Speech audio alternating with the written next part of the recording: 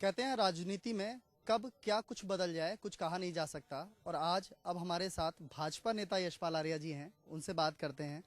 यशपाल आर्या जी, कहा जाता है राजनीति में सब कुछ जल्दी से बदल जाता है। 40 सालों में जो दिन बदलने का था वो आ गया और आखिरकार आपको कांग्रेस को छोड़कर भाजपा का दामन थामना पड़ा। क्या वो चीज़ें थीं जो आप ये निर्णय लेने को मजबूर हो चले? देखिए, एक 40 साल का जीवन, राजनीतिक जीवन कांग्रेस में बीता। बहुत मेहनत की, संघर्ष किया और एक कार्यकर्ता के रूप में, अनुशासित कार्यकर्ता के रूप में पार्टी के लिए निष्ठा से लगा रहा। और ये फैसला मेरे लिए आसान भी नहीं था, बहुत कठिन फैसला था और मुझे मजबूर होकर फैसला लेना पड़ा।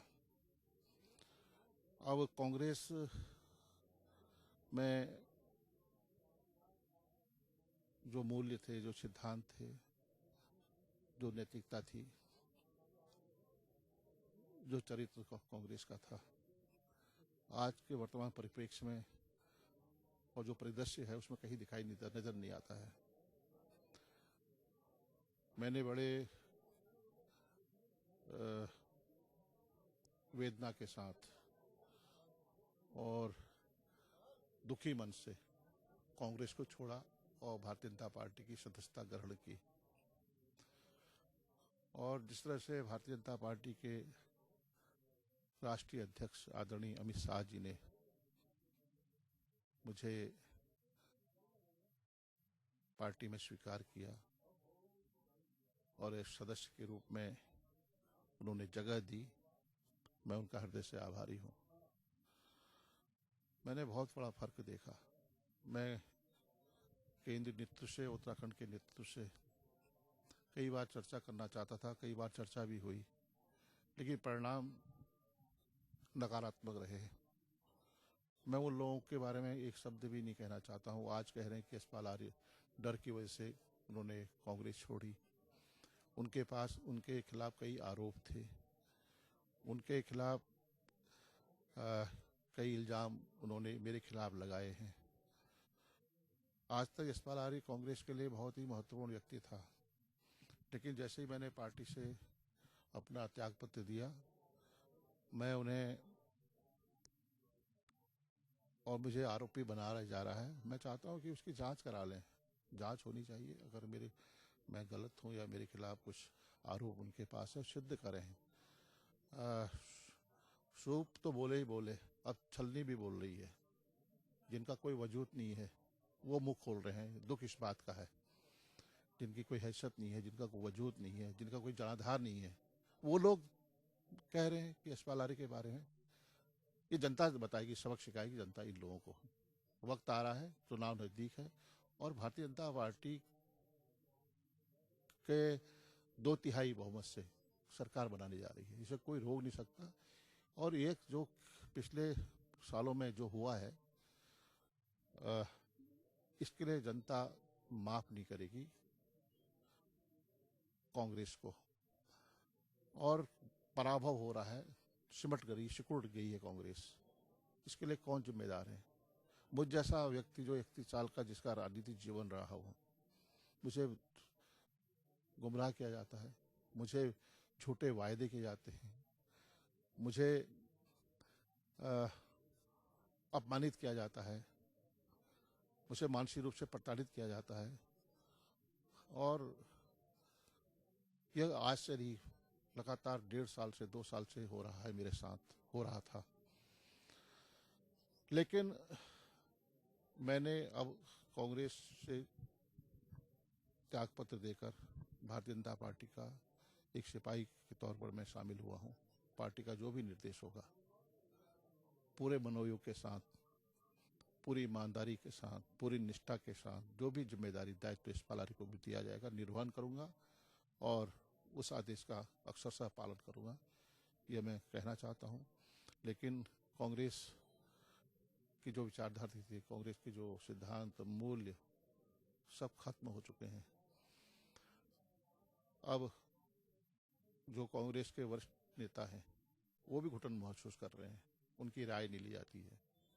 उनकी सलाह ली जाती है। और सलाह किसके लिए आती है?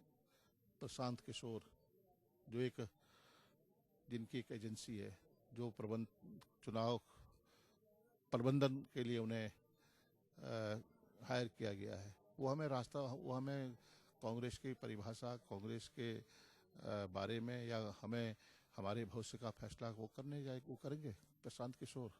दुख होता है, बात करने की जहमत नहीं, टाइम नहीं है, हमारे के नेतृत्व के पास टाइम नहीं था, समय नहीं था। अरे हमारी सुनवाई तो कहाँ सुनवाई करेंगे? मुझ जैसे हजारों हजार कांग्रेस के कार्यकर्ता पार्टी छोड़ने का मन बना चुके हैं, घुटन महसूस कर रहे हैं, और जल्दी ही परिणाम सामने आएंगे। मेरी क्या हैसियत है इस बात का?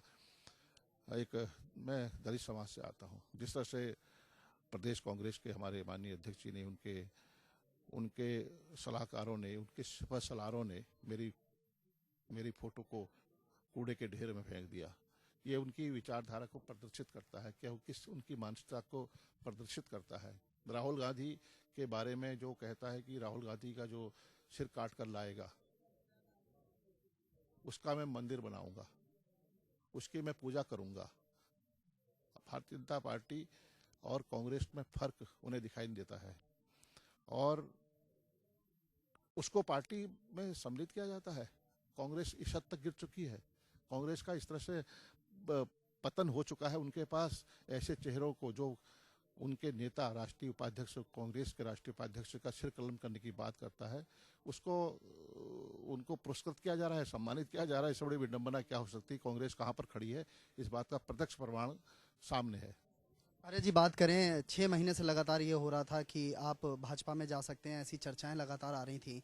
राज्यसभा वाली नाराजगी भी आपके दिल में लगातार बनी हुई थी, मगर बताया जा रहा है कि जब आप अमित शाह से रात में मिलने जा रहे थे, तब तक भी आप सोनिया या राहुल से मिलना चाहते थे, आपको मिलाया नहीं गया, और ये कहा गया कि सिटिंग के आधार पर टिकट फाइनल हैं, टिकट की कोई चीज़ें नहीं हैं, और सर्वे को भी दरकिनार किया जा रहा था।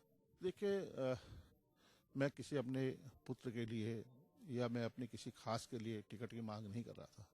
मैंने माननीय मुख्यमंत्री से भी कहा, कुछ सीटों पर चर्चा होनी चाहिए, एक सामूहिक चर्चा होनी चाहिए, लेकिन उन्होंने उस बात को दरकिनार कर दिया। योग्यता आधार होना चाहिए, काबिलियत आधार होना चाहिए, पर किसका क्या स्वीकार्यता है, एक्सेप्टेंस किस कार्यकर्ता की है, चाहे वो पिता का किसी पुत्र हो या किसी की पुत्री हो, किसी का भाई हो, किसी की बहन हो। ये मापदंड नहीं होना चाहिए कि उनका बेटा है इसलिए उसको जगह नहीं मिलनी चाहिए, उसको स्थान नहीं मिलना चाहिए, ऐसी अनदेखी नहीं होनी चाहिए। मैं ये कहता रहा मैंने, लेकिन परिवारवाद के नाम पर उन लोगों को रोकने की कोशिश की गई है। कई चेहरे ऐसे हैं उत्तराखंड में जो आगे बढ़ सकते हैं, लेकिन भारतीय जनता पार्टी के राष्ट्रीय अध्यक्ष, प्रधानमंत्री जी, मैं उनका हृदय से आभारी हूं। उन्होंने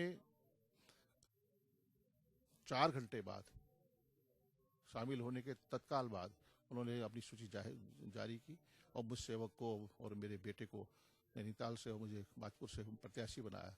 ये फर्क है कांग्रेस और भारतीय जनता पार्टी में, ये देखने को मिला, और उन्होंने मुझ पर विश्वास व्यक्त किया है, भरोसा जताया है। वो लोग कहते हैं कि यशपाल आर्य की कोई हैसियत नहीं है, हमारे कांग्रेस के लोग के जाने से कोई फर्क नहीं पड़ेगा। मैं जानता हूँ, मैं छोटा आदमी हूँ, मेरी कोई हैसियत नहीं है, लेकिन आने वाला चुनाव ये साबित कर देगा, एक चींटी भी हाथी को मार सकती है।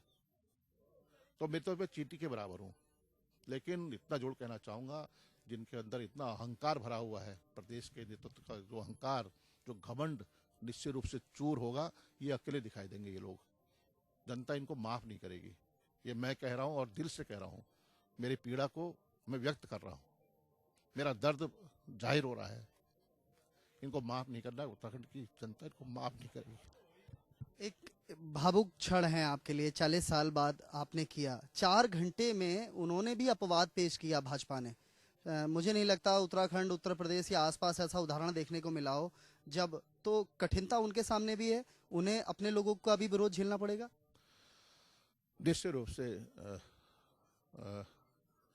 जो लगातार काम कर रहे हैं पार्टी के लिए, किसी पार्टी के लिए काम कर रहे हैं, उनकी भी उम्मीदें थी, वो भी दावेदारी उन्होंने की, उनकी दावेदारी मजबूत भी थी, लेकिन पार्टी ने फैसला लिया है, और कहीं कहीं नहीं नाराजगी भी होना स्वाभाविक है। लेकिन मुझे विश्वास है कि अनुशासित पार्टी है भारतीय जनता पार्टी, और निश्चित रूप से वह इसका सब कुछ ठीक हो जाएगा आने वाले कुछ समय में। हमारे वहाँ बाजपुर से राजेश प्रत्याशी है, राजेश कुमार, मैं उसके जज्बे की दाद देता हूँ। उसका टिकट ये तो हाईकमान ने तय करना था, लेकिन वो संभावित दौड़ में था, उम्मीदवार था, लेकिन उसने बेझिझक पार्टी के फैसले का सम्मान किया। और जब ये टिकट अनाउंस हुआ उसके बाद लगातार वह काम कर रहा है। मैं कल 11 बजे मेरी उससे बात होती है, किसी गांव के दूर दराज के गांव में वह पार्टी की मीटिंग ले रहा होता है। इससे बड़ी बात हमारे ये जो कांग्रेस है ना, इसमें नजर नहीं आएगी। अभी तो हमारे कह रहे हैं साहब बड़ा घमासान हो रहा है, विद्रोह हो रहा है भारतीय जनता पार्टी में। टिकट अनाउंस होने दीजिए कांग्रेस के, अनाउंस का कोहराम मचेगा, जूत बाजार होगी। जो आज नजदीक दिखाई दे रहे हैं ना, प्रिय दिखाई दे रहे हैं, जिनको झुंझुला पकड़ाया है ना, कई लोगों को लॉलीपॉप दिया है, वो क्या करते हैं, इनका हाल, ये कपड़े भी फाड़ेंगे, इनकी हैसियत भी बताएंगे। हम लोग अनुशासित पार्टी में गए हैं, ये अनुशासनहीन लोग हैं, और इनको अनुशासनहीनता का पाठ इन्हीं नेताओं ने पढ़ाया है। तो जैसा करेंगे जैसा बोएंगे वैसा काटेंगे, जैसा करेंगे वैसा भुगतेंगे। ये दिखाई देगा आपको। 17 में हमारी सरकार बन रही है। मैं किसी सत्ता के दौड़ में नहीं हूँ, लेकिन सत्ता लोलुप नहीं हूँ, लेकिन ये सच है कि कांग्रेस जा रही है, भारतीय जनता पार्टी प्रदेश में 2/3 बहुमत के साथ आ रही है। इस वेग को, इस प्रवाह को रोकने वाला किसी के बस की बात नहीं है। ये खाली चेहरे हैं, खोखले चेहरे हैं। इनको जनता जवाब देगी और इनका दम्भ टूटेगा, इनका अहंकार टूटेगा, ये धरातल में दिखाई देंगे। मैं देख रहा था कि अभी ऋषिकेश में मूंगफली खा रहे थे कुछ नेता कांग्रेस के। ये मूंगफली भी खाएंगे, मूंगफली भी बेचेंगे। अध्यक्ष जी, एक बात करें कि एक बड़ा अहम सवाल है और आपके लिए खुशी की भी बात है कि आप जिन्हें राजनीतिक गुरु मानते हैं, अपना सब कुछ मानते हैं, आपके ठीक पीछे वो भी चले आए हैं। भले ही 90 साल की उम्र हुई हो, अभी 1 घंटा पहले दिल्ली में उन्होंने अमित शाह के माध्यम से पार्टी को ज्वाइन किया है, नारायण दत्त तिवारी और उनके पूरे परिवार ने। और साथ ही एक चर्चा ये भी है कि उनके बेटे रोहित शेखर तिवारी को हल्द्वानी इंदिरा हृदय के सामने चुनावी मैदान में उतारा जा रहा है। आपने जिस तरह से बताया कि क्या राजनीतिक जो आपके गुरु हैं उनका आना बहुत अच्छा कदम है, और ये जो समीकरण अब भाजपा तलाश रही है हल्द्वानी में, ये कैसा है? देखिए ना, स्वतंत्रता संग्राम से लेकर आज़ादी की लड़ाई से लेकर उत्तर प्रदेश, उत्तराखंड और देश के निर्माण में श्रद्धेय नारायण दत्त तिवारी की प्रमुख भूमिका रही है। विकास पुरुष कहा जाता है। उत्तराखंड को नई दिशा दी, उत्तर प्रदेश को नए आयाम, विकास के नए आयाम स्थापित करने में उनका प्रमुख भूमिका है। उपेक्षित हो रहे थे तिवारी जी, और उपेक्षा का शिकार भी हुए, लेकिन भारतीय जनता पार्टी के केंद्रीय नेतृत्व को मैं धन्यवाद देना चाहता हूँ, आभारी हूँ कि उन्होंने उनके उस जैसे व्यक्तित्व को, जो उनका व्यक्तित्व ही उनका कृतित्व है, उनको पहचाना। और आज जैसा कि आपने जानकारी दी है कि उनके परिवार ने भारतीय जनता पार्टी की सदस्यता ग्रहण की है, तो निश्चित रूप से इसके दूरगामी परिणाम होंगे। ये सिलसिला रुकने वाला नहीं है, ये सिलसिला थमने वाला नहीं है। भारतीय जनता पार्टी ने जो कहा है, उत्तराखंड मुक्त कांग्रेस, भारत मुक्त कांग्रेस, इसके लिए जिम्मेदार अगर कोई है तो कांग्रेस का नेतृत्व है, उत्तराखंड का नेतृत्व है, और ये जहाज डूबने वाला है, ये डूब के रहेगा। आखिरी सवाल, 2 सीटें आपको दी, भरोसा दिया, अपवाद किया, पिता पुत्र को दिया, तो इस भरोसे को कायम करेंगे? दोनों सीट जीत कर देंगे भाजपा को? 2 ही क्यों, जो मैं एक साधारण सा कार्यकर्ता हूं, जहां तक मेरी शक्ति पूरी शक्ति के साथ, पूरे समर्पित भाव से, जहां जहां मुझे कहा जाएगा, केंद्रीय नेतृत्व कहेगा, प्रदेश भारतीय जनता पार्टी का प्रदेश नेतृत्व कहेगा, जहां मेरी आवश्यकता होगी, जहां मेरी जरूरत होगी, एक कार्यकर्ता के रूप में हम कांग्रेस को खत्म करने का जो हमने संकल्प लिया है, उन चेहरों को दरकिनार करने के लिए जो हमने कदम उठाए हैं, 2 ही क्यों, बहुमत में आएंगे, पूर्ण बहुमत में आएंगे, 2/3 बहुमत में लाने के लिए कोई कमी नहीं छोड़ेंगे, कोई कमी, कोई कसर नहीं छोड़ेंगे। इनका पराभव निश्चित है। जैसा जैसा बोया है वैसा काटेगी ये लोग। इनका चेहरा किस तरह का चेहरा है, अंदर से कुछ है, बाहर से कुछ है, तो ये चेहरे बेनकाब होंगे। तो आप थे भाजपा नेता यशपाल आर्या। आपका साफ कहना है कि उनका लक्ष्य सिर्फ 2 सीट जीतना नहीं है, बल्कि भाजपा की पूर्ण बहुमत की सरकार लाना है।